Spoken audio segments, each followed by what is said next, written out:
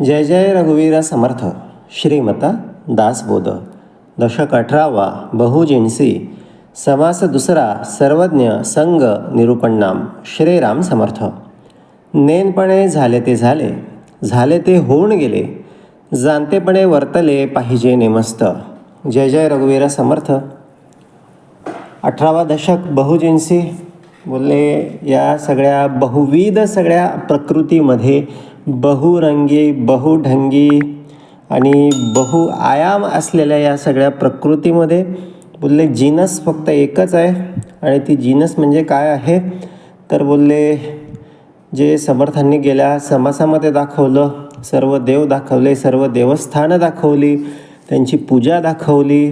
आणि त्याच्यानंतर समर्थ काय बोलतात की नाना देव होऊन बैसला. बोलले ती एकच एक भूमिका. नाना शक्तिरूपे झाला, शक्तिरूपानं तो आलेला आहे आणि वेगवेगळ्या शक्तिरूपानं तो सगळीकडे बसलेला आहे. भोगता सकळ वैभवाला तोची एक. आणि म्हणून तो कोण आहे तर तो एक अंतरात्मा, सर्वांचा अंतरात्मा परमात्मा. ती भूमिका सगळीकडे एकच आहे. आणि बोलले तीच एक जिन्नस आहे आणि सर्व ठाई आम्हाला त्याच जिन्सेचा अनुभव घेता आला पाहिजे. सर्व ठाई सर्व ठिकाणी त्याला साक्षीला ठेवून बोलले त्याच्याशीच अनुसंधान, त्या अनुसंधानासरीसे बोलले जळवून जाई जे किलमिशे. त्याच्याशी अनुसंधान, कायम स्मरणाची भूमिका, कायम बोलले त्या ठिकाणी अत्यंत शुद्ध विवेकाची भूमिका, अत्यंत शुद्ध जाणीवेची भूमिका. की बोलले मी म्हणजे हा देह नाही, मी म्हणजे हे सगळं भौतिक सगळं दिसणारं काहीच नाही, मी म्हणजे एक अदृश्य असं निर्गुण निरामय असं परमात्म्याचं एक अंशात्मक स्वरूप आहे. काही क्षणापुरता काही काळापुरता बोलले ह्या सगळ्या भूतलावावर मला पाठवण्यात आलेलं आहे. ते पण माझा काहीतरी प्रमाद झाला, मी कुठेतरी त्या परमात्म्याशी वेगळा समजून बसलो किंवा त्या परमात्म्याशी माझं अहंतेच्या रूपानं विलगपण निर्माण झालं. काहीतरी माझ्या ठाई भेद निर्माण झाला, विकृती निर्माण झाली. आणि त्या विकृतीची त्या भेदाची शिक्षा म्हणून मी या ठिकाणी सर्व या भूलोकामध्ये म्हणा किंवा इतर सगळ्या जीवयोनीमध्ये म्हणा भटकत फिरत आहे. आता याच्यावर उपाय काय आहे तर उपाय एकच आहे. उपाय एक हरिभक्ती. हरिभक्तीचा उपाय आहे. जरी ठाकेना विरक्ती एवढी सोपी नाही. आपण खूप प्रयत्न करतो पण वेळ आली की परत तसाच अवगुण, तसाच क्रोध, तसाच लोभ, तसाच काम आमच्या सगळ्याकडे उभा राहत असतो. म्हणून समर्थ काय सांगतात की बाबा रे जरी ठाकेना विरक्ती तरी तरी तरी यथानुशक्ती. बोलले जसं बाबा जसं शक्य होईल, जसं जमेल तसं भजन, तसं स्मरण, तशी उपासना, तसं श्रवण, तशी भक्ती आमच्याकडून घडत असायला पाहिजे. मग सगळे किलमिश आतमधली सगळे भेदाची अहंतेची किलमिश हळूहळू हळूहळू हळूहळू सगळे जळून जात असतात. जळून जाई जे किलमिशे अंतरनिष्ठ ज्ञानी ऐसे विवरून पाहती. आणि मग अशा पद्धतीनं जो बाह्य सगळ्या प्रकृतीशी त्या ठिकाणी संलग्न झालेला नाही तो कोण आहे अंतर्निष्ठ. जो अंतर्निष्ठ आहे तो बाह्य प्रकृतीशी काय आहे तर बोले दूर आहे. म्हणून अंतर्निष्ठ ज्ञानी ऐसे विवरून पाहती. आणि ही जी अंतर्निष्ठ भूमिकाच मग आम्हाला एक दिवस बोलले त्या सर्वज्ञापाशी त्याचा संग घडवून आणते. आणि मग झाला जन्माचे सार्थक. कारण ह्या सर्वज्ञाचा संग त्याला पाहण्यासाठी, त्याला भेटण्यासाठी, त्याला जाणून घेण्यासाठी, त्याच्यातील आणि आपल्यातील भेद दूर करण्यासाठी. म्हणून काय तर बोलले आपणाला परमेश्वरानं ही सगळी भक्ती मार्ग काढून दिलेला आहे, हा उपासना मार्ग काढून दिलेला आहे. सर्वज्ञ संग निरूपणनाम. बोले त्या सर्वज्ञाचा संग बोलले धरायचा असेल, त्याचा अनुभव घ्यायचा असेल तर काय करावं लागतं, त्याच्यासारखं व्हावं लागतं. म्हणून समर्थांनी काय केलं मग या समासामध्ये त्याच्यासारखी संगती धरावी, त्याच्यासारखी सेवा करावी, त्याच्यासारखं बोलले औषध घ्यावे, त्याच्यासारखं बोलावे, त्याच्यासारखे बसावे, त्याच्यासारखं निर्गुण व्हावे, त्याच्यासारखं निर्मळ व्हावे, त्याच्यासारखं पवित्र व्हावे, सर्वांवर प्रेम करावे, सर्वांचा आदर करावा, द्वेष कुणाचा करू नये, कुणाला बरे वाईट बोलू नये, मला सत्य बोलले सत्य ते सत्य वाचे वदावे, सत्याच्या मार्गानुसार चालावे, भले त्याच्यामध्ये आपलं नुकसान असेल तरी बोलले सत्याचा मार्ग सोडू नये. असत्याच्या मार्गाने प्रचंड नफा, प्रचंड घबाड सगळं मिळत असतं, पण एक दिवस सगळं काही संपून जात असतं, सगळं गोळा होत असतं, तुरुंगाची हवा खावी लागत असते, मागची पुढची सगळी जमा होऊन जात असते. म्हणून असत्याचा मार्ग कितीही लोभस, कितीही मोहक दिसत असला तरी तो अंगीकारू नये. फक्त जाणत्याला काय अभिप्रेत आहे किंवा जाणत्याला काय अपेक्षित आहे, जाणता म्हणजे माझा सद्गुरू आहे, जाणता म्हणजे तो अंतरीचा अंतरात्मा आहे, बोलले त्याला काय अभिप्रेत आहे, त्याच्यासारखं स्थिर होणे, त्याच्यासारखं निर्मळ होणे, त्याच्यासारखं कायम शुद्ध विवेकानं बोलले सगळीकडे पाहणे, सर्व ठाई त्याचा रूपाचा, त्याच्या अनुभवाचा वास करून घेणे, सत्याला कधीही न विसरणे. मी या ठिकाणी तात्पुरता प्रवासी आहे, कालांतरानं 2, 4, 5, 10, 15, 20 वर्षानं मला इथून जायचं आहे.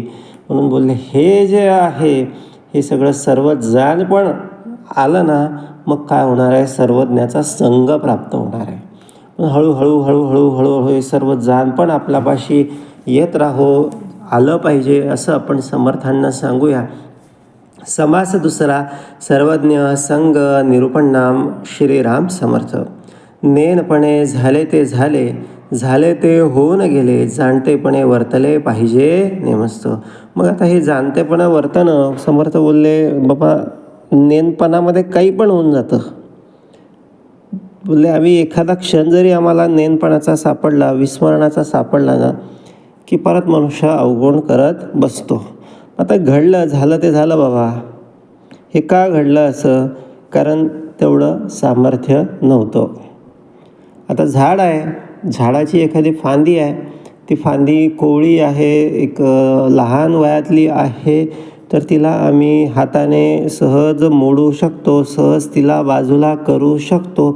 पण त्या झाडानं जर वर्षानुवर्ष जर सामर्थ्य कमावलेलं असेल तर एखाद्या ऐऱ्या गैऱ्याची हिंमत नाही की त्याची ती फांदी किंवा ते मोठी झालेली फांदी, कडक झालेली फांदी तिथून बाजूला करू शकेन. मग बोलले हे असं कमवावं लागतं. काय कमवावं लागतं? तर सामर्थ्य कमवावं लागतं. रोजच्या रोज सावधपण, रोजच्या रोज उपासना, रोजच्या रोज स्मरण, रोजच्या रोज भगवंताशी संवाद, रोजच्या रोज आत्मानुसंवाद, रोजच्या रोज अनुसंधान, रोजच्या रोज अंतरनिष्ठ, मोहाच्या क्षणाला बळी न पडणे.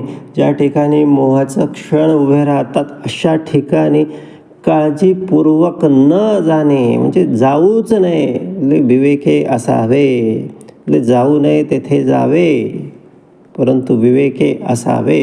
हे मोठ्या मोठ्या सिद्धांत साधकांसाठी आहे.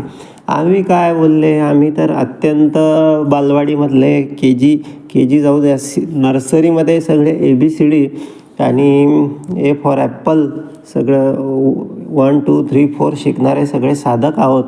आम्ही जर तिथे गेलो तर बोलले त्या मोहाच्या क्षणाला तशा सगळ्या गोष्टी केल्याशिवाय परत तशा परिस्थितीमध्ये राहत नाही.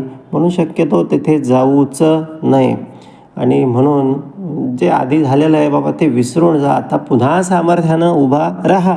सद्गुरू पाठीशी आहे. सद्गुरूंनी आपल्याला काही सोडून दिलेलं नाही. सद्गुरू आपली आई आहे. आई आपल्या बाळाला कधीच बोलले कायमची रागवत नसते. तेवढ्यापुरती रागवते, तेवढ्यापुरती आपल्याला 1-2 फटके देते. आपल्याला पण अनुभव येतो, 1-2 फटके मिळतात, काहीतरी बोलले परिस्थिती उभी राहते, काहीतरी संकट उभं राहतं. आणि म्हणून मग अशा वेळेस काय बोलले, चिंता करू नये. आपली आई आपणाला फटके देत असते. आईचं रागवणं झालं की आई पुन्हा सावरते. आई आपल्याला कधीच अशा ह्या दुःखाच्या गर्तेत जाऊ देत नाही. आपलं कोणी नाही असं समजूच नाही. आपली आई, आपली माऊली, आपला सद्गुरू, आपले समर्थ आपणाला कधीच बोलले अंतर देणार नाही. म्हणून बोलले जे झालं ते झालं बाबा, आता जाणतेपणानं वर्तायचं आहे. आता त्या जाऊ देवाच्या गावाला अखंड राहायचं आहे. म्हणजे काय, तिथे जाऊन राहावे असं नाही, तर आतमध्ये त्या देवाची वस्ती दया क्षमा शांती आहे. आतमध्ये त्या देवाला वसवून ठेवायचं आहे. आणि तो केव्हा वसेल, दया क्षमा शांती आणि स्मरणाची भूमिका अखंड असेल, सद्गुरू कृपा असेल, सद्गुरू भक्ती श्रवण वगैरे असेल, तर बोलले त्याची अखंड अंतरी आपल्या त्या ठिकाणी त्याचा वास असतो. म्हणून झालं ते झालं बाबा, जाणतेपणे आता जाणता हो, आता शुद्धीत ये, आता विवेकानं राहा, जाणत्याची संगती धरावी, जाणत्याची सेवा करावी, जाणत्याची सद्बुद्धी घ्यावी हळूहळू. कोणाची पाहिजे, तर जाणत्याची पाहिजे. कोण जाणता, बोलले जो सर्व जाणतो तो जाणता. असं एकाच दुसरी गोष्ट जाणणारा म्हणजे जाणता नाही. मग असा कोण आहे, असा फक्त तोच आहे आणि सद्गुरू आहे. म्हणून जाणत्याची संगती धरावी. आता तो तर काही भेटत नाही, मग सद्गुरूच आपल्याला कोण आहे, तर जाणता आहे. सद्गुरू सांगतो ना, मग बोलले तेच आपल्यासाठी अंतिम असं वेदवाक्य आहे, ब्रह्मवाक्य आहे. जाणत्याची संगती धरावी. बोलले धरावी का म्हटलेलं आहे, कारण ते आपोआप काही लागत नाही. आता मनुष्याला त्याच्या आयुष्यामध्ये लहानपणी त्याला कोणी शिव्या शिकवल्या नाही किंवा काही चुकीच्या गोष्टी करायला सांगितल्या नाही, पण त्या काय झाल्या, त्या आपोआप सगळ्या आजूबाजूच्या सगळ्या मित्रांच्या त्यांच्या संगतीमध्ये राहून आपोआप आल्या. पण मनाचे श्लोक आपोआप कोणी म्हणायला लागलं का, नाही. तर बोलले उपासना कोणी आपोआप करायला लागलं का, नाही. तर त्यासाठी काय करावं लागतं, जाणीवपूर्वक सगळं करावं लागतं. जाणत्याची संगती धरावी, जाणत्याची सेवा करावी. तर त्याची सेवा कशी करायची, बोलले त्याच्यासाठी आपल्याला त्याच्या गावाला जायची आवश्यकता आहे का, तर अजिबात नाही. बोलले सेवा याचा अर्थ काय आहे की आपला जो भाव आहे, आपल्या आपली जी वृत्ती आहे ती त्याला वाहावी. सेवा बोलले ह्याला खऱ्या अर्थानं सेवा म्हटलं जातं. म्हणजे आपलं मन आहे ना, ते मन असं कुठेही जायला बघतं, त्याला त्याच्यापाशी देऊन टाकावं, करार करून घ्यावा, लिहून द्यावं की समर्था हे मन आजपासून तुझं आहे. आणि हे मन त्याला दिलं ना, मग मनाकडे काही आलं ना, मग त्याला सांगायचं बाबा ते तू माझा आता राहिलेला नाही, मी तुला त्या सद्गुरूंपाशी वाहून दिलेलं आहे. मग आता तुला सद्गुरू जे सांगतील ना तेच करायला लागेल. जाणं त्याची सेवा करावी, जाणं त्याची सद्बुद्धी घ्यावी हळूहळू. मग बोलले आता किती दिवस श्रवण करणार, किती दिवस उपासना करणार, कधीतरी आता शहाणं व्हावं लागेल. कधीतरी किती दिवस नर्सरीमध्ये बसणार, किती दिवस KGमध्ये बसणार, कधीतरी 1ली 2री 10वी 12वी करावी लागणार. म्हणजे काय, बोलले कधीतरी शहाणपण घेऊन कधीतरी सगळं साधकाचा सिद्ध व्हावं लागणार. त्यासाठी सद्बुद्धी ठेवावी लागणार, सद्बुद्धीचं आचरण करावं लागणार. आणि म्हणून त्यासाठी सामर्थ्य कोणाचं लागेल, तर सद्गुरूंचंच लागेल. त्यासाठी सद्गुरूंनी दिलेली उपासना पाहिजे, सद्गुरूंनी दिलेलं नाम सोबत असायला पाहिजे. ते सोबत असलं ना, मग किती का अंधार असू द्या ना, ही नामाची काठी, नामाची विजेरी, नामाचा टॉर्च सोबत असला ना, तर बोलले समोर कितीही काळोख असू द्या, आपल्याला जाण्यापुरता जेवढा रस्ता असतो ना, तेवढा बरोबर तो उजेड मारूनच देतो, उजेड दाखवूनच देतो, रस्ता दाखवूनच देतो. म्हणून किती भयानं भरलेला हा सगळा संसार असू द्या, किती कष्टप्रद आपलं सगळं जीवन असू द्या, एक सद्गुरू कृपा सोबत पाहिजे, एक सद्गुरू उपासना सोबत पाहिजे, एक सद्गुरू श्रवण सोबत पाहिजे. आणि हे जर सोबत असलं ना, बोलले त्या ठिकाणी एक जाण्यापुरता, पुढे पाऊलं टाकण्यापुरता रस्ता का होईना, पण एक सद्गुरू आपणाला दाखवून देत असतात. मग प्रारब्धानुसार किती का काळोख असू द्या, कितीही अंधार असू द्या. जाणत्यापासी लेहो शिकावे, जाणत्यापासी वाचू शिकावे, जाणत्यापासी पुसावे सकळ काही. आता लेहो शिकावे आणि वाचू शिकावे. लिहिणे याचा अर्थ काय आहे, आम्ही रोज लिहत असतो, आम्ही रोज सगळं बोलले वाचत असतो. आता खरा विषय तर असा आहे ना की वाचण्याशिवाय बोलले लिहिता येत नाही. वाचता आलं पाहिजे. काय वाचता आलं पाहिजे? बोलले येणारा जो सगळा विषय आहे किंवा येणारी जी परिस्थिती आहे किंवा येणारा जो प्रसंग आहे तो वाचता आला पाहिजे. बोलले मी कोण, का, कशासाठी आणि हे कोण, का, कशासाठी हे वाचता आलं पाहिजे. जर हे वाचता येण्यासाठी मग काय पाहिजे तर बोलले आधी लिहिण्याचा सराव असला पाहिजे. पिंडामध्ये काय लिहिलं पाहिजे सतत रोज सकाळ दुपार संध्याकाळ जसं जमेल तसं ओम श्री गुरु दत्तात्रय श्रीपाद श्री वल्लभाय नमः हे पिंडामध्ये ना लिहिलं जात असेल तर वाचता येतं. नाहीतर मनुष्य काय होतो, बुडतो. आणि मग बुडते हे जन देखवेना डोळा. मग त्यासाठी पुन्हा आलं. बुडणे म्हणजे बुडण्यापासून वाचायचं असेल तर पोहता आलं पाहिजे. आणि पोहणे शिकवण्यासाठी पट्टीचा पोहणारा असला पाहिजे. नाहीतर काय होतं, पोहणाराची गुचक्या खातो. आपण बघतोय सध्या सगळीकडे असे पोहणारे असे सगळे भोंदू बाबा सगळे गुचक्या खात आहे. म्हणजे त्यांना पोहता आलेलं नाही, त्यांना तिथून सुटता आलेलं नाही आणि इतरात जनास कैसा काढू पाहतो अशी अवस्था आहे. म्हणून बोलले ते वाचायचं असेल तर पोहणारा मुख्य भेटला पाहिजे. आणि बोलले त्यानुसार मग बोलले तो बरोबर ह्या तीरावरून त्या तीरावर नामाच्या उपासनेच्या नावेमध्ये बसून घेऊन जात असतो. म्हणून जाणत्यापाशी वाचू शिकावे, जाणत्यापाशी पुसावे सकळ काही. आणि काय दाखवलं, जाणत्या स करावा उपकार, जाणत्या स झिजवावे शरीर, जाणत्याचा पहावा विचार कैसा आहे.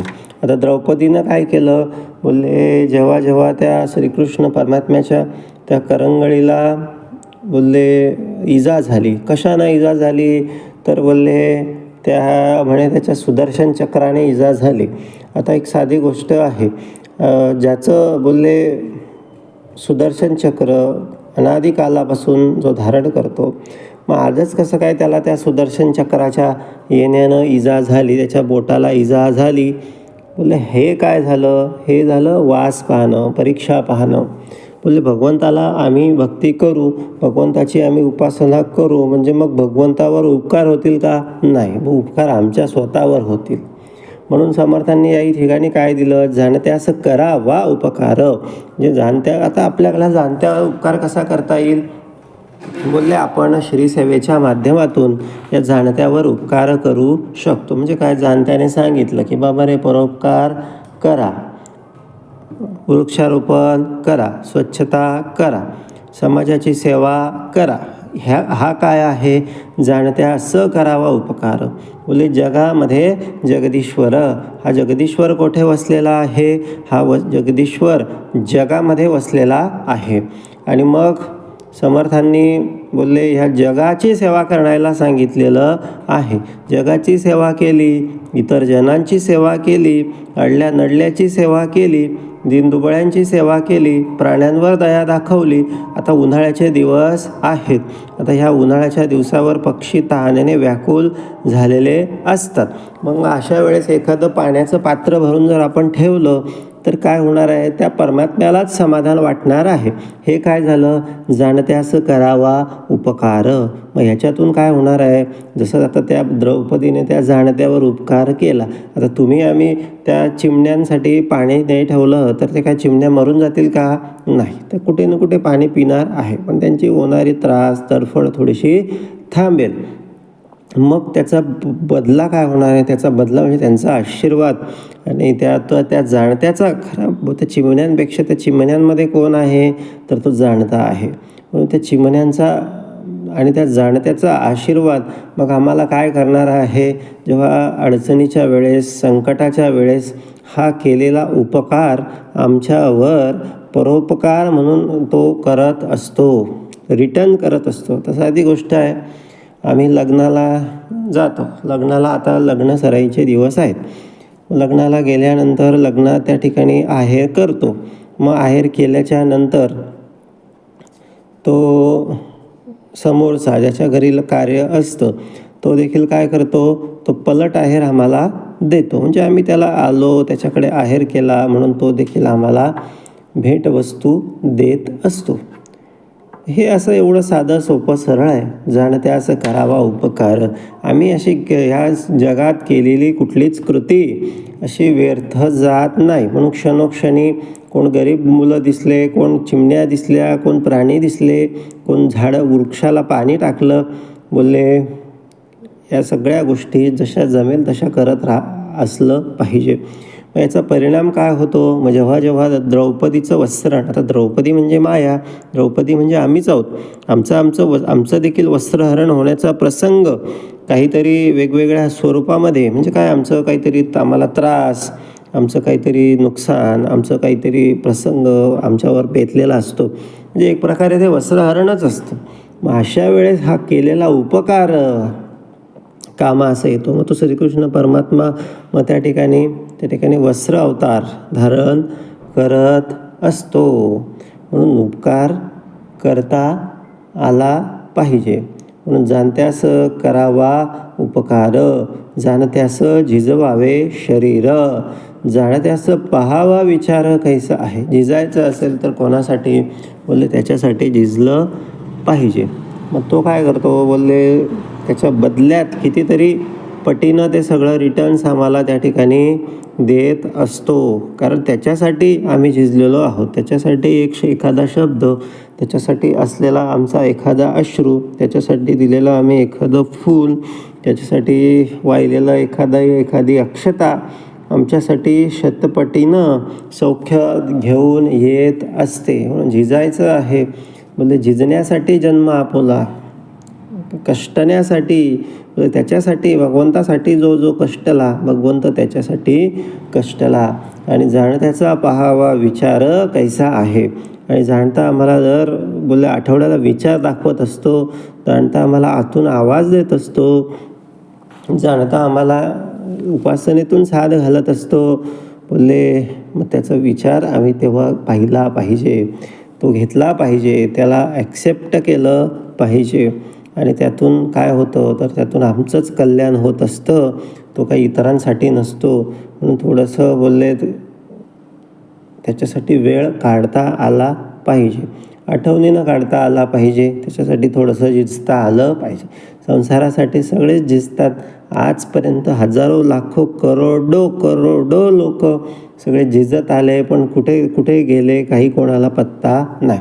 पण जो जनाच्या कल्याणासाठी, समाजाच्या कल्याणासाठी, देशाच्या सगळ्या कल्याणासाठी झिजला, त्यालाच बोलले काय झालं? त्याला लोकांनी आठवणीत ठेवला किंवा त्याचे जगण्याचे सार्थक झाले. म्हणून जाणत्याचा पहावा विचार कैसा आहे. जाणत्याचे संगतीने भजावे, जाणत्याचे संगतीने झिजावे, जाणत्याचे संगतीने रिझावे विवरो.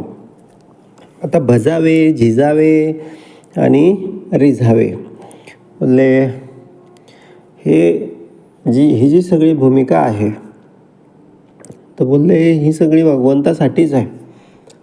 पण मनुष्यानं काय केलं? ह्या सगळ्या गोष्टी संसारामधल्या सगळ्या विषयांमध्ये करून बघितल्या. मग त्यातलं काय झालं? तर बोलले त्याच्यातून समाधान मिळत असल्याचं, आनंद मिळत बसल्याचं त्याला भास झाला, भास. आणि मग थोड्या वेळानं काय झालं? अर्ध्या तासानं, तासाभरानं मनुष्याचा सर्व त्या ठिकाणी भ्रमनिरास झाला. आता खरा आनंद काय आहे, खरं सुख काय आहे? की बोलले एकदा आलं ना तर ते परत गेलं नको पाहिजे, शाश्वत पाहिजे, अवीट पाहिजे, त्याचा कंटाळा यायला नको. आणि बोलले त्यातून माणसाची ऊर्जा ही वाढली पाहिजे, त्याच्यातला उत्साह वाढला पाहिजे. त्याचं ऊर्जा क्षीण होते, उत्साह कमी होतो, शरीर व्याधीग्रस्त होते. याचा अर्थ हे काहीतरी बोलले व्यसन आहे.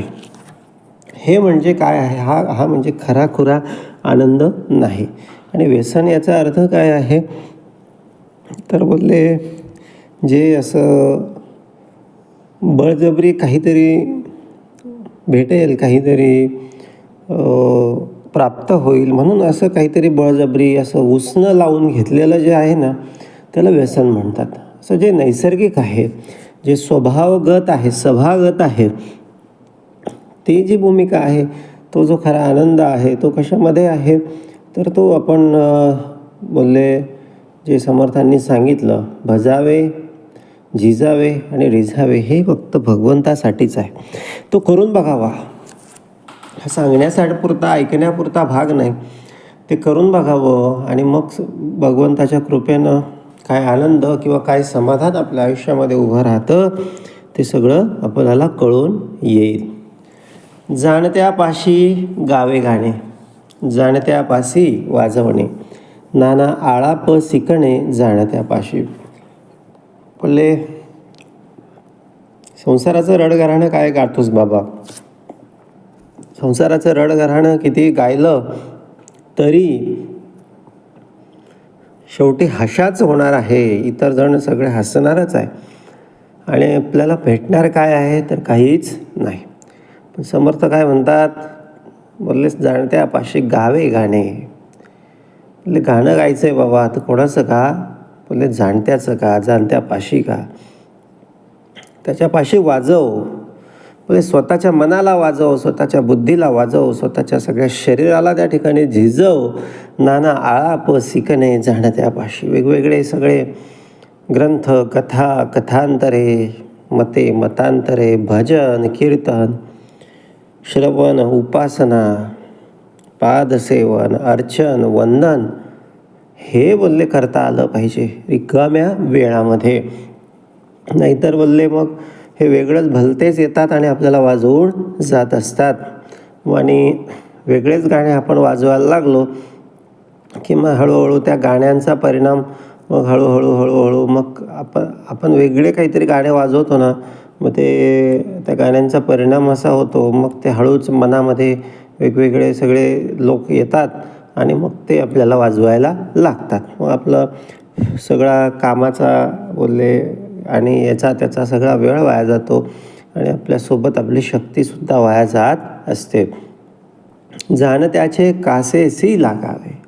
आता होत नाही, जमत नाही, येत नाही बोलले तरी जाऊ दे, काही चिंता नाही. बोलले तू जाणता आहे ना, त्याची कास धर. बोलले त्याचं पदर सोडूच नको.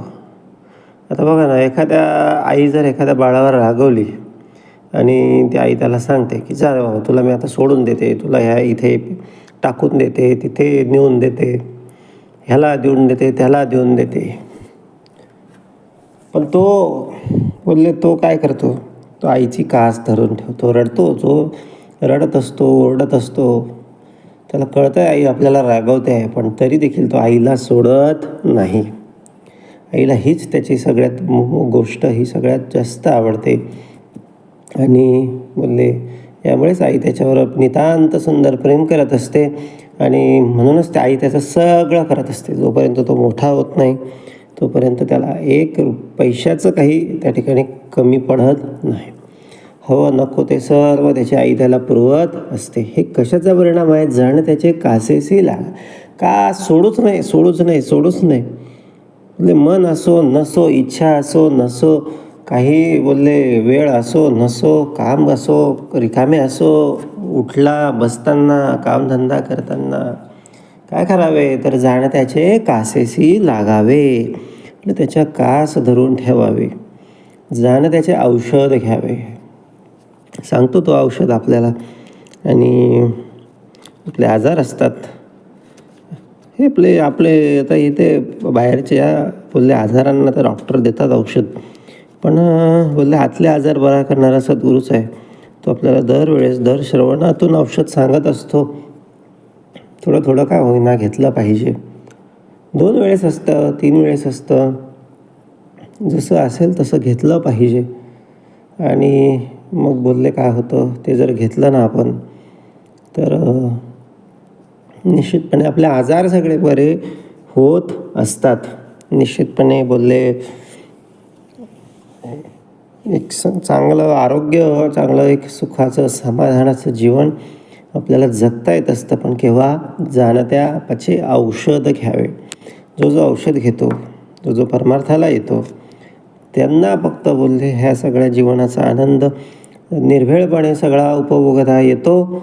बाकीच्यांना बोलले मग त्यांचं आयुष्य सगळे प्रयोग करण्यामध्ये, याच्यात काही भेटेल का त्याच्यात काही भेटेल, ह्याच्यात आनंद का त्याच्यात आनंद, ह्याच्यात सुख का त्याच्यात सुख करण्यातच सगळा त्यांचा जन्म सगळा वाया जात. जाणता सांगेल ते करावे पथ्य आधी, सर्व सोडावं. आणि त्याने काय सांगितलं आहे, ते पथ्य आधी पाळावे. जाणता सांगेल ते करावे पथ्य आधी. बोलले सर्व सांडून सर्व किती का महत्त्वाचं असे ना. बोलले त्याने सांगितलं आहे ना नको नाही काय, त्याच्यावर याला म्हणतात प्रेम करणं. प्रेम म्हणजे काय आहे, देवावर प्रेम करणे म्हणजे भक्तीच करणे. भक्ती, प्रेम हा शब्द मनुष्य बाहेर इकडे संसारामध्ये वापरतो आणि भक्ती हा शब्द परमार्थात वापरतो, पण प्रत्यक्षात दोघं गोष्टी एकच आहेत. म्हणजे ज्याच्यावर प्रेम करावं बोलले तो कसाही असू द्या, बोलले तो आवडत असतो, त्याचा कुठलाच दुर्गुण दिसत नाही. रात्रंदिवस त्याच्याबद्दलचे सगळे विचार आपल्या अंतःकरणामध्ये असतात, आठवण येत असते, त्याला परत परत पाहावंसं वाटत असतं, परत परत भेटावंसं वाटत असतं. असं कोणी असो, आपला मित्र असेल, आणखीन एखादं आपलं मूल असेल, आपली आई असेल, बहीण असेल, भाऊ असेल, किंवा आपला सखा मानावा परमेश्वर, आपला भगवंत असेल. म्हणून बोलले तो सांगेल तसे करावे पथ्य आधी. मग आता त्याच्यावर प्रेम आहे ना, मग त्याने जे सांगितलं आहे ना तेच करायचं, आधी करायचं. सर्व पहिलं प्राधान्य त्याला, कोणाला, भगवंताला, त्याच्या सगळ्या उपासनेला, त्या सगळ्या श्रीसेवेला, त्याच्या सगळ्या त्या म्हणजे भजन कीर्तनाला, त्याच्या नामस्मरणाला पथ्य आधी ते सगळं आधी. बोलले आधी लगीन कोंडाण्याचे मग रायबाचे. तसं समर्थ आपल्याला सांगतात की बाबा रे, आधी प्रपंच करावा नेटका आणि मग घ्यावे परमार्थ विवेका. बोलले हा विषय कसा आहे, हा विषय कोणासाठी आहे की जे बोलले संन्यास घेऊ इच्छितात त्यांच्यासाठीचा हा सगळा विषय आहे. आपण तर फुल टाईम सगळा संसारच करत आहोत आणि करतच राहणार आहोत, तो कधी संपणारा नाही. आपल्याला समर्थ बोलले तू करणाराच आहे ना, मग आधी एवढं करून घे, आधी थोडासा परमार्थ करून घे, आधी कोंढाण्याचं लग्न लावून घे, मग रायबाचं तो होणारच आहे. तिकडे तरी तो रायबा बिचारा त्या ठिकाणी त्याच्या कामासाठी, रायबाचे जे वडील होते तान्हाजी, ते त्याच्या कामासाठी गेले. तिथे त्या ठिकाणी ते धारातीर्थ पडले. गड आला पण सिंह गेला. पण इकडे अशी जर भूमिका आम्ही घेतली तर शाश्वती आहे आणि एक निश्चितपणे जे आमच्या प्रारब्धात नव्हतं बोलले तरी देखील तो भगवंत आम्हाला यश प्रदान करण्यासाठी आमचं सगळं, आमच्या आयुष्याला सगळ्या सामर्थ्य पुरवण्यासाठी, दिशा देण्यासाठी हजरच असतो. म्हणून बोलले या ठिकाणी सांगितलं की बाबा रे, त्याचं काय आहे ते आधी बघायला पाहिजे, बाकी सगळं नंतर. जाणत्या अपासी परीक्षा शिकणे, जाणत्या अपासी तालीम करणे, जाणत्या अपाशी पोहणे अभ्यासावे. आणि म्हणून परीक्षा शिकावी, तालीम करावी, सराव करावा, पोहण्याचा अभ्यास करावा, आपणही पोहावे, आपणही तरावे आणि इतरांना देखील त्या ठिकाणी आपल्याला तारता आलं पाहिजे. जाणता बोलेल तैसे बोलावे, जाणता सांगेल तैसे चालावे, जाणत्याचे ध्यान द्यावे ज्ञाना प्रकारी. आपले शब्द हे आपले नसायला पाहिजे. बोलतो आपण आहे, पण आपल्या मुखी भगवंत बोलतो आहे, सद्गुरू वचन बोलते आहे, किंवा सद्गुरू शिकवण बोलते आहे, सद्गुरू उपासना बोलते आहे, असं ज्यांनाच वाटले पाहिजे. एवढं आपण सगळं आतमध्ये हे सगळं भरलं पाहिजे. बोलले जे आतमध्ये असतं तेच बाहेर येत असतं, जे गोदामात असतं तेच पुढे काय येत असतं, शोरूमला ठेवलेलं असतं. म्हणून बोलले तो बोलेल तैसे बोलावे. म्हणजे त्याच्यासाठी याचा अर्थ असा आहे की त्याचं श्रवण, तो बोलेल त्याचं श्रवण आपल्याकडे पिंडाकडे एवढं ठसलं पाहिजे आणि ते शब्द बाहेर फुटले पाहिजे. आतमध्ये दुसरा कुठलाच शब्द उरता कामा नये. पूर्ण समर्पण, पूर्ण शरण जाण्याचा हा सगळा स्वभाव आहे. पूर्ण मीपणा, पूर्ण देहाची देहबुद्धी बाजूला सांडून जावे सद्गुरूसी शरण. जाणता सांगेल तैसे चालावे.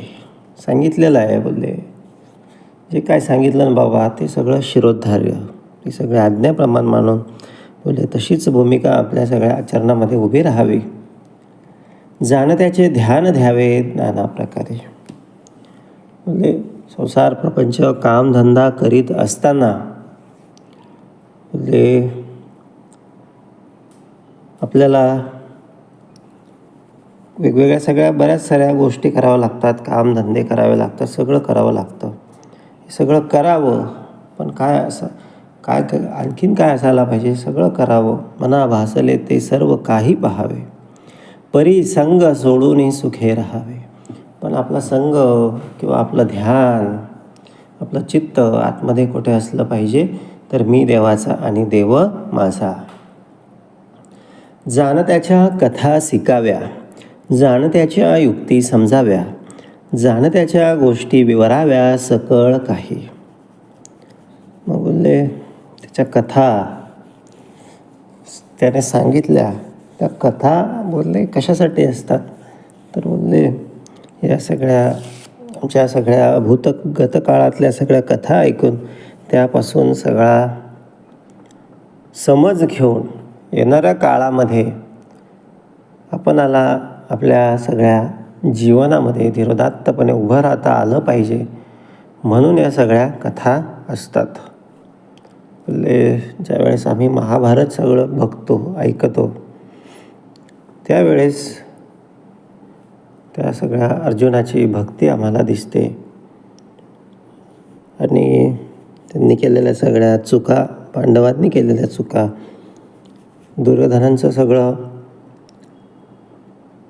साम्राज्य एवढं सगळं का नष्ट झालं, कारण जाणता सांगेल तैसे चालावे. जाणत्याने सांगितलं होतं की बाबा रे, सुईच्या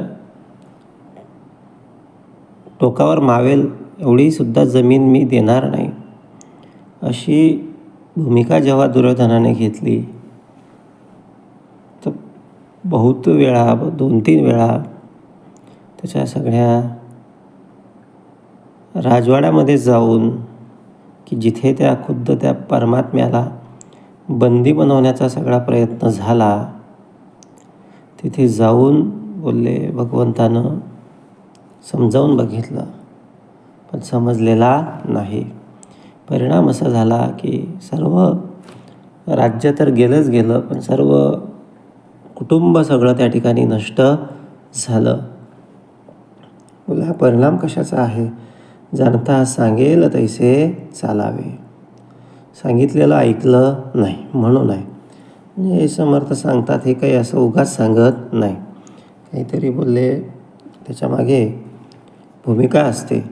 आणि जो भाव आम्हाला आतमध्ये श्रवण करताना सगळा जाणवला, तो आमच्यासाठीच असतो, तो आम्हाला आमच्या आतला सगळा जाणवून देत असतो. अशा वेळेस आम्ही बोलले त्याच्यावर बोलले कार्य केलं पाहिजे किंवा त्याच्यावर आम्ही उभे राहिलो पाहिजे. त्याला असंच सहज म्हणून सोडता कामा नये. युक्ती समजाव्या, तीच युक्ती असते जे आपल्याला आतून सगळी स्फुरण देत असते, आतून सगळी जाणीव होत असते. जाणत्याच्या युक्ती समजाव्या, जाणत्याच्या गोष्टी विवराव्या सकळ काही. तेच आहे बोलले त्याच्या कथा शिकाव्या श्रवणामधून, युक्ती समजाव्या बोलले मननातून, आणि बोलले गोष्टी विवराव्या निजध्यासामधून. सकळ काही, सर्व काही परमात्मा. माता पिता बंधू भ्राता सर्व काही सकळ काही परमात्मा जाणावा. म्हणजे हे झालं भक्तीचं लक्षण. आणि म्हणून बोलले जाणत्याचे पेच जाणावे. म्हणजे तो पेच पण टाकतो. का टाकतो? कारण आम्ही शहाणे झालो पाहिजे. आता पांडव त्या ठिकाणी वनवासाला त्यांना जावं लागलं, पण त्या वनवासाच्या काळात त्यांनी साधना केली, खूप सामर्थ्य मिळवलं, खूप गोष्टी ते शिकले, खूप राजांना भेटले. बोलले वरकरणी जर बघितलं तर हा पेच होता. कोणासाठी? पांडवांसाठी. इकडे राज्यात राहिले असते तर ऐशो आरामात राहिले असते आणि गाफील राहिले असते, आणि इकडे असंच काहीतरी करून त्या दुर्योधनानं घात केला असता. पण जाणत्याचा पेच होता आणि बरोबर बाहेर काढलं, विवराद्वारे बाहेर काढलं. लाक्षागृह जाळलं, पण बरोबर तिथून विवराद्वारे बाहेर काढले, एका गुप्त दरवाजातून बाहेर काढलं. जाणत्याचे पीळ उकलावे. म्हणून आता हे कसं काय झालं, हे कसं काय जळालं, हे रडत बसण्यापेक्षा आम्हाला त्याने बाहेर कसं काढलं हे महत्त्वाचं. हा पीळ आहे. पण हे वर्म आहे. पीळ म्हणजे काय? वर्म. आता ते प्रारब्ध होतं. लाक्षागृह जळणे हे काय होतं? प्रारब्ध होतं. तर अशीच भूमिका आमच्या आयुष्यात पण बऱ्याचदा होत असते. काहीतरी भाग, काहीतरी प्रसंग बोलले त्या ठिकाणी उभे राहत असतात आणि उभे राहिल्याच्या नंतर आमच्यातले काही जण त्या ठिकाणी शोक व्यक्त करत असतात, संताप व्यक्त करत असतात की हे असं कसं झालं, माझ्यावर ही अशी कशी वेळ आली, मी तर देवाचं एवढं सगळं करत होतो. पण समर्थ बोलले पेच जाणावे. बाबा हे तुझ्या प्रारब्धामध्ये होतं, काहीतरी कर्म चुकलेलं होतं, त्याचा परिणाम म्हणून काय झालं तर या ठिकाणी हे सगळी अशी परिस्थिती आली. लाक्षागृह जाळल्या गेलं. पण पीळ जाणा. पीळ काय आहे? वर्म काय आहे? की बाबा तुम्हाला तिथून काढलं की नाही बाहेर, हे त्याचं वर्म आहे, हे त्याचा पीळ आहे. पण भगवंताची भक्ती केलेली कधीच वाया जात नाही. मृत्यू जरी झाला तरी ती सगळी परलोकात कामात येतेच, आणि पुढचा जन्म मनुष्याला निश्चितच ह्या जन्मापेक्षा उत्तम मिळतो. कारण पुण्य असतं, कारण त्या भक्ती मार्गाचा सगळा प्रभाव असतो. जाणता राखेल तैसे राखावे लोक राजी. अत्यंत नम्रतेतून, अत्यंत सगळं सावधपणामधून बोलले जाणता राखेल तैसे राखावे लोक राजी. परोपकारातून अत्यंत जाणीवपूर्वक, विचारपूर्वक शब्द वापरून सगळ्या लोकांना आम्हाला राखता आलं पाहिजे. जाणत्याचे जाणावे प्रसंग, जाणत्याचे घ्यावे रंग, जाणत्याचे स्फूर्तीचे तरंग अभ्यासावे. प्रसंग जाणला पाहिजे, त्याचे रंग घेतला पाहिजे, आणि स्फूर्तीचे तरंग अभ्यास तो आहेच.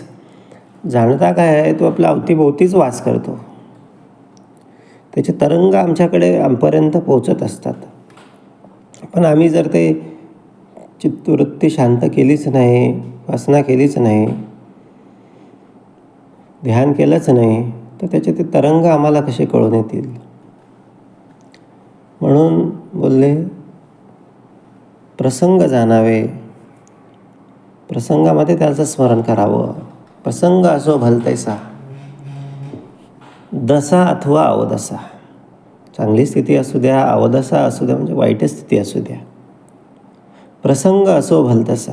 म्हणजे त्याच्याशिवाय, त्याला आठवण्याशिवाय, त्याला सांगितल्याशिवाय आपण त्या प्रसंगाला तोंड देऊ नये.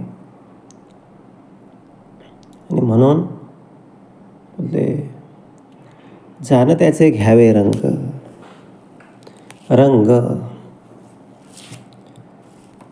अवघा त्याच्या सगळ्या रंगानं स्वतःला रंगवून घ्यावं, जेणेकरून बोलले दुसरा कुठलाच रंग आपल्याला लागणार नाही. त्याचा रंग कसा आहे? श्रीरंग, पांडुरंग, म्हणजे सावळा कलरचा रंग. त्याच्यावर कुठलाही रंग लावला तर दुसरा कुठलाच रंग दिसत नाही. आता पिवळा, लाल, पांढरा याच्यावर काय असतं? याच्यावर दुसरा एखादा रंग लागला की तो लगेच दिसतो. पण काळ्या रंगाचं तसं नाही. काळ्या रंगाला कुठला का रंग लागू द्या ना, बोलले ते सहजासहजी दिसत नाही. बोलले तो डाग असा सहजासहजी दिसत नाही. नुसता रंग लावला वेगळा, पांढरा रंग, पिवळा रंग, तर तो दिसेल. या ठिकाणी हा डागाचा विषय आहे. डाग म्हणजे काय? तर डाग म्हणजे सगळे हे कलिकाळाची सगळी भूमिका आहे. मनाचा सगळा खेळ आहे. श्रीरंग असला ना, मग त्याला त्या ठिकाणी चित्र काढायला जागा भेटत नाही. कारण त्याच्याकडे काही पांढरा रंग नाहीच आहे. पांढरा रंग सत्वगुणाचा आहे, पिवळा रंग सत्वगुणाचा आहे. त्याच्याकडे देखील काळा रंग आहे. आणि काळ्यावर काळ्यानं चित्र काढता येत नाही. विषयांचे रंग रंगबिरंगी असले तर त्याच्यावर मात्र तो काळं करून ठेवतो. पण पांडुरंग असला तर त्याला त्याच्यावर काळं करता येत नाही. जाण स्फूर्तीचे तरंग अभ्यासावे, जाण त्याचा साक्षेप घ्यावा, जाण त्याचा तर्क जाणावा, जाण त्याचा उल्लेख समजावा न बोलताची. साक्षेप घ्यावा म्हणजे त्याची भूमिका, त्याचं सगळं सामर्थ्य कसं आहे, तो कसा सगळं म्हणजे या सगळ्या वाहतो विश्वाची चिंता, किंवा कसं सगळं विश्वाला सांभाळतो, म्हणजे त्याचा तर्क घ्यावा, त्याचे जाणीव घ्यावी, त्याच्या लीळा बघाव्या, त्याचं गुणगान करावं, त्याचा उल्लेख समजावा न बोलताची. न बोलताच त्याचं कार्य बघून घ्यावं, प्रसंगामध्ये त्याची सगळी भूमिका समजून घ्यावी. बोलले काही चांगलं झालं, थोडंसं काही आनंद झाला, निश्चितपणे त्याचं लगेच समजून घ्यावं की त्याचा कार्य आहे, तो करतो आहे म्हणून झालं. खरं तर जे काय नुकसान होतं किंवा जे काय काहीतरी चुकीचं घडतं ते आमच्या अज्ञानामुळे घडतं. पण जे काय उत्तम होतं, जे काय चांगलं होतं ते कोणाच्या कृपेनं होतं? तर ते भगवंताच्या कृपेनं होत असतं. म्हणून बोलले त्याचा तो उल्लेख जरी नसला तरी समजून घ्यावं की हे कार्य कोणाचं आहे. जाण त्याचे धूर्तपण, जाण त्याचे राजकारण, जाण त्याचे निरूपण ऐकत जावे. बोलले धूर्तपणा हा बोलले मनुष्याला फक्त आणि फक्त जाणत्यासाठी किंवा परमार्थासाठी, सद्गुरू कार्यासाठी, भक्ती कार्यासाठी वापरता आला पाहिजे. बाकी संसारातला धूर्तपणा मनुष्याला हा कधी ना कधी अडचणीतच आणत असतो. जाणं त्याचे राजकारण, हेच राजकारण आहे की बोलले ज्याच्यासाठी आलेलो आहोत, ज्याच्यामध्ये सार आहे, ज्याच्यामध्ये कल्याण आहे, ती गोष्ट करणे, आणि ज्याच्यापासून नुकसान आहे तिथून बाजूला होणे, किंवा काहीतरी चातुर्य वापरणे, काहीतरी क्लुप्तीनं काहीतरी दुसऱ्याकडे सगळं मन लावणे, हे काय झालं? हे राजकारण झालं. मात्र यासाठी दृढ संकल्प असावा लागतो, दृढ निश्चय असावा लागतो. जाण त्याचे निरूपण ऐकत जावे. आता त्याचं निरूपणमध्ये सगळं हे सामर्थ्य असतं. त्याने जे पेरलेलं रोपण म्हणजे काय? आतमध्ये अंतःकरणामध्ये जे पेरलं जातं ना त्याला निरूपण बोललं जातं. बाहेर बीजारोपण असतं, इकडे आतमध्ये निरूपण असतं. अंतःकरणामध्ये काय असतं? निरूपण. जाण त्याची कवित्वे शिकावी, गद्ये पद्ये ओळखावी, माधुर्य वचने समजावी अंतर्यामी. कवित्व शिकावं. बोलले कवित्व म्हणजे काय आहे? तर बोलले उत्तम शब्दांचा सगळा सांभार करून किंवा सगळी जुळवणी करून बोलले स्तुती स्तवने कवने करता आली पाहिजे. कोणासाठी? जाणत्यासाठी. हे सगळं जिव्हा जी आहे किंवा हे सगळं जिव्हार जे आहे ते त्याच्यासाठी विकून द्यावं. या जिभेतून इतर सगळं अपशब्द म्हणा किंवा इतर सगळं निरर्थक सगळ्या गोष्टी निघणार नाहीत याची काळजी घेता आली पाहिजे. जाणं त्याची कवित्वे शिकावी, गद्ये पद्य ओळखावी. आता कुठे कमी बोलावं, कुठे जास्त बोलावं. पद्य म्हणजे थोडक्यात असतं, एक दोन ओळीमध्ये काय असतं, पूर्ण सार भरलेलं असतं. काखेत कळसा आणि गावाला वळसा. आणि गद्यामध्ये मात्र पूर्ण डिटेल सगळं असतं. तर वेळ प्रसंग पाहून कुठे काय कसं हे पाहावे आपणासी आपण. जाणं त्याचे पहावे प्रबंध, जाणं त्याचे वचनभेद, जाणं त्याचे नाना संवाद बरे शोधावे. पहावे प्रबंध म्हणजे अख्खा प्रबंध, एक अख्ख्या आयुष्यावरून त्याचे सगळं कार्य म्हणा किंवा त्याचे सगळं नीती, त्याचं सगळे नियम, त्याचे सगळे धर्म कर्म हे जाणत्याचे आपण अभ्यासले पाहिजे. आणि त्याच्या अनुषंगानं किंवा त्याच्यानुसार आचरण करण्याचा प्रयत्न केला पाहिजे. जाणं त्याचे वचनभेद. आणि बोलले वचन हे आपण जाणून घेतलं पाहिजे, त्याच्या मागची खूण आपण समजून घेतली पाहिजे. जाणता निरूपणाच्या श्रवणाच्या माध्यमातून जी वचनं बोलत असतो त्याच्यामागे काहीतरी गर्भितार्थ असतो. आणि तो आपला आतला जो जाणता आहे तो आपल्याला कळवून देत असतो. मग तो भेद आम्हाला लक्षात घेता आला पाहिजे किंवा त्या भेदावर सगळं उभं राहता आलं पाहिजे. जाणं त्याचे नाना संवाद बरे शोधावे. संवाद करायला समोर कोणी नसेल ना तर आतमध्ये त्या जाणत्याशी संवाद केला पाहिजे. बोले त्या देवालाच सांगायचं, कथा सांगायच्या, गोष्टी सांगायच्या, सुख सांगायचं, दुःख सांगायचं, त्याच्याशी बोलायचं. बोलले मग तो काय करतो, तो एक दिवस निश्चितपणे आपल्याशी त्या ठिकाणी संवाद उघड सगळा संवाद साधायला लागतो. जाणं त्याची तीक्ष्णता, जाणं त्याची सहिष्णुता, जाणं त्याचे उदारता समजून घ्यावी. तीक्ष्णता म्हणजे त्याच्यासारखं कठोर व्हावं. कशासाठी कठोर व्हावं, ज्या वेळेस सगळं मनाचं सगळं प्राबल्य असेल, कलीचं प्राबल्य असेल, काळाचं, त्या ठिकाणी बोलले कठोर होता आलं पाहिजे, तीक्ष्ण होता आलं पाहिजे, त्याशिवाय नाही. जाणं त्याची सहिष्णुता. इतरांकडून काही चूक झाली, इतरांकडून काही प्रमाद झाला किंवा आपल्याला कोणी काही थोडं बरं वाईट बोललं की लगेच उलट जाऊन बोलले त्याच्याशी सगळं युद्ध करावं असं नाही. तर त्या ठिकाणी सहिष्णुता पाहिजे, सहनशक्ती पाहिजे. जाणं त्याची उदारता, देण्यामध्ये उदारता पाहिजे. समजून घ्यावी. जाणं त्याची नाना कल्पना, जाणं त्याची दीर्घ सूचना, जाणं त्याची विवंचना समजून घ्यावी. नाना कल्पना, जाणं त्याची दीर्घ सूचना. बोलले कल्पनेत सुद्धा तो असायला पाहिजे. कल्पना करतोय ना, बोलले ठीक आहे, कल्पनेमध्ये त्याचा अंतर्भाव करता आला पाहिजे. मनाला कल्पना करायची सवय असते. मना कल्पना कल्पिता कल्पकोटी आणि असंख्य अशा कल्पना मन करत असतं. नव्हे रे नव्हे सर्वथा राम भेटी. त्यातून राम भेटत नाही. पण त्याच कल्पनेत जर त्यात तो राम असेल तर मग मात्र तो निश्चितपणे भेटेल. जाणं त्याची दीर्घ सूचना.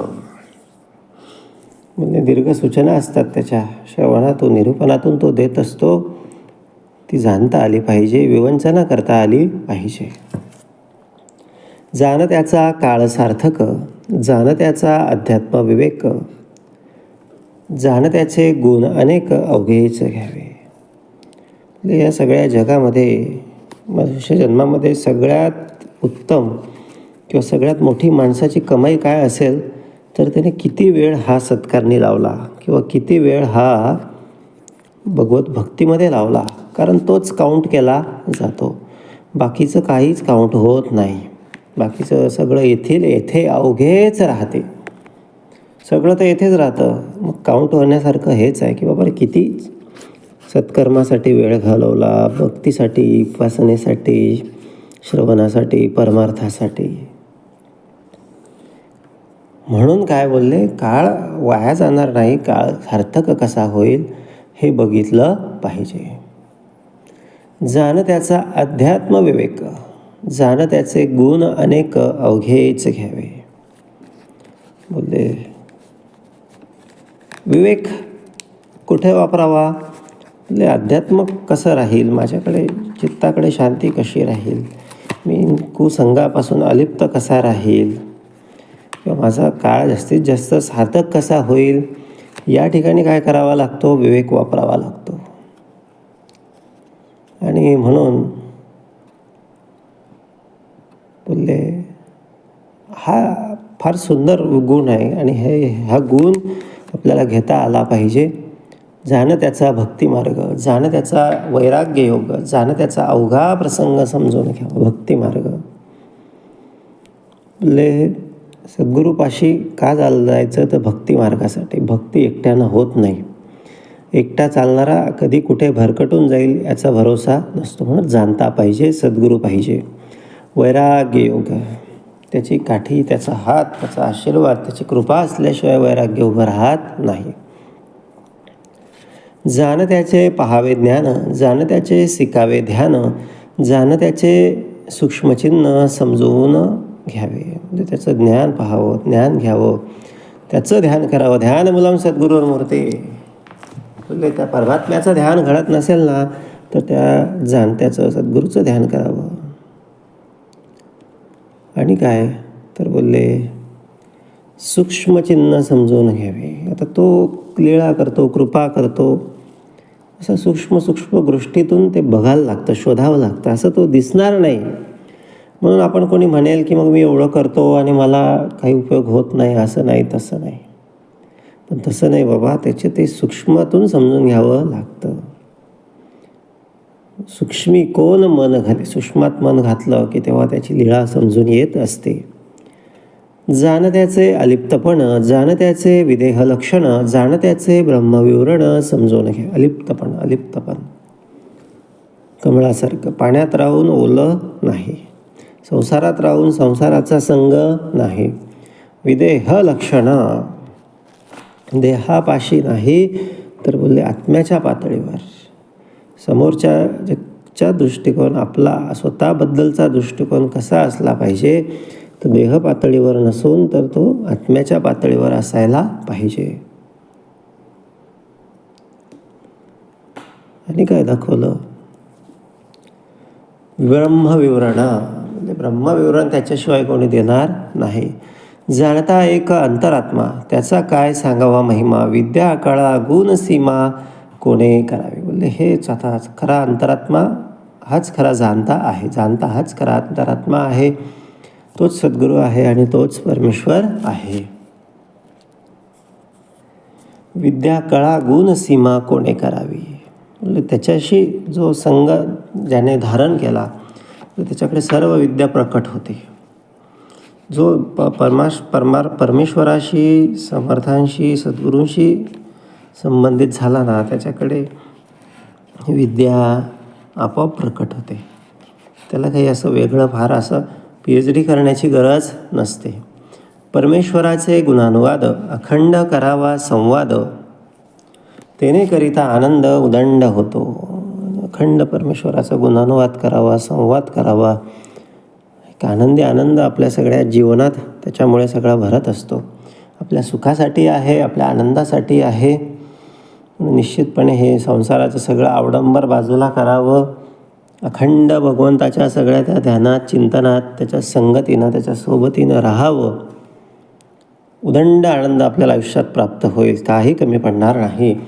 परमेश्वरे निर्मिले ते, अखंड दृष्टीस पडते, विवरो समजावे ते विवेकी जनी. परमेश्वरानं जे निर्माण केलं ते अखंड दृष्टीस आपल्या पडतं आणि विवरला तर त्याची ती सगळी सामर्थ्य किंवा त्याची लीळा किंवा त्याचं अस्तित्व कळून येतं. जितुके काही निर्माण झाले, तितुके जगदेश्वरे निर्मिले. निर्माण वेगळे केले पाहिजे आधी, म्हणून सगळं त्याने निर्माण केलेलं आहे. पण त्याच्यात तो नाही, त्याच्या आतमध्ये तो आहे. त्याला ते बाजूला करावं आणि मग त्याची ती लीळा बघावी, त्याचं ते कर्तृत्व बघावं. तो निर्माण करीतो जना, परी पाहो जाता दिसेना, विवेके बळे अनुमाना आणीत जावा. तसं दृष्टीबळानं दिसत नाही, विवेकबळानं दिसून येतो. त्याचे अखंड लागता ध्यान, कृपाळूपणे देतो आशन. म्हणजे त्याचे ध्यान जो अखंड धारण करून राहिला त्याला तो निश्चितपणे आश्रय देत असतो, सहारा देत असतो. सर्व काळ संभाषण तदाशीशी करावे, त्याच्याशीच बोलावं, त्याचंच गुणगान, त्याचंच वर्णन, त्याचीच चर्चा, त्याचाच विषय. बोले हेच साच्या समासाचं सार आहे. बोले त्याचे अखंड लागता ध्यान, कृपाळूपणे देतो आशन, सर्व काळ संभाषण तदांशीची करावे.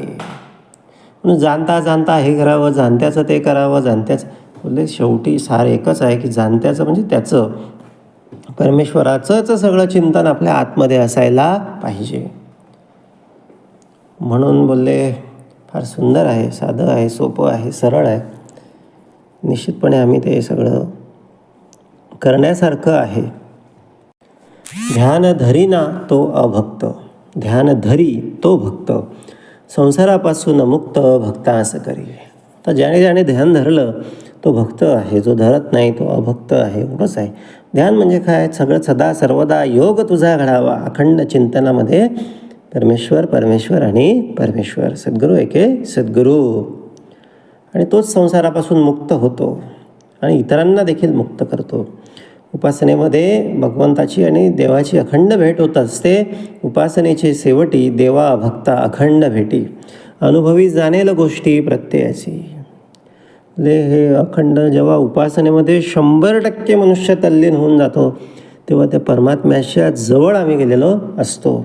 अनुभवातून हे सगळं जाणण्याचं आहे. प्रत्यय हा प्रत्येकानं घेतला पाहिजे. आयुष्यामध्ये 100% परमेश्वराचं चिंतन, 100% परमेश्वराचं सान्निध्य घडेल असं बघितलं पाहिजे. उपासनेचे शेवटी देवा भक्ता अखंड भेटी, अनुभवी जाणेल गोष्टी प्रत्ययाची. इति श्रीदासबोधे गुरुशिष्य संवादे सर्वज्ञ संग निरूपणाम समास दुसरा. जय जय रघुवीर समर्थ.